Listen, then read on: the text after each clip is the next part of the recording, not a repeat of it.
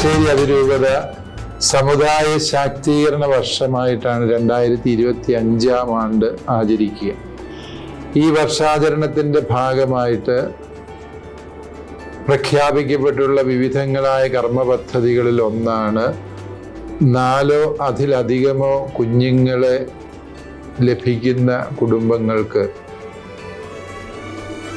ആശുപത്രിയിൽ നിന്നുള്ള സഹായങ്ങൾ സംലഭ്യമാക്കുക. പ്രത്യേകിച്ച് 4ാമത്തെ കുഞ്ഞിൻ്റെ പ്രസവ സമയം മുതൽ ആശുപത്രി സാഹചര്യങ്ങൾ അവർക്ക് അനുകൂലമായി അവരുടെ ആശുപത്രി ചെലവുകൾ വഹിക്കുക, പ്രത്യേകിച്ച് പ്രസവത്തോടനുബന്ധിച്ചുള്ളത്.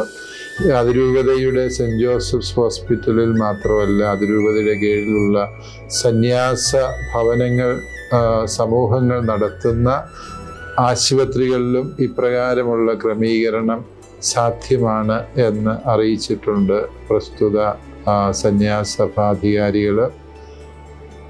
ഇതിലൂടെ കുഞ്ഞുങ്ങൾ ദൈവത്തിൻ്റെ ദാനമാണ് എന്നും അവയെ സ്വീകരിക്കുന്നത് ദൈവീകമായ ഒരു ശുശ്രൂഷയാണ് എന്നുമുള്ള സന്ദേശം പകർന്നു നൽകുക എന്നതാണ് ആത്യന്തികമായി ലക്ഷ്യം വയ്ക്കുന്നത്.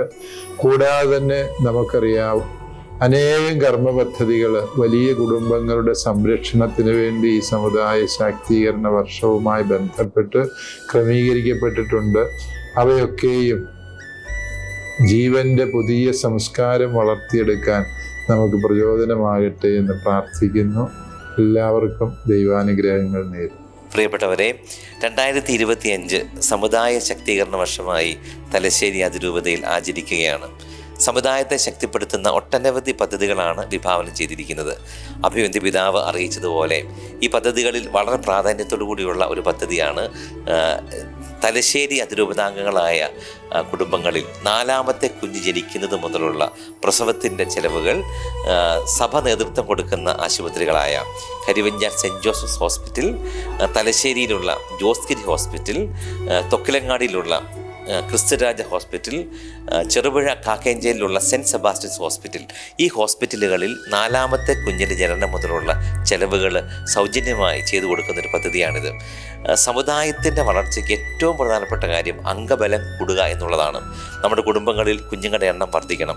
വളരെ പ്രത്യേകിച്ച് പാവപ്പെട്ട മാതാപിതാക്കൾക്ക് അവരുടെ കുടുംബത്തിൻ്റെ കാര്യങ്ങൾ, പ്രത്യേകിച്ച് അവരുടെ കുഞ്ഞുങ്ങളുടെ ജനനവുമായി ബന്ധപ്പെട്ട കാര്യങ്ങളിൽ സഹായമാകുന്നൊരു പദ്ധതിയാണിത്. ഒട്ടനവധി ആളുകൾക്ക് ഈ പദ്ധതി ഉപകാരപ്പെടും.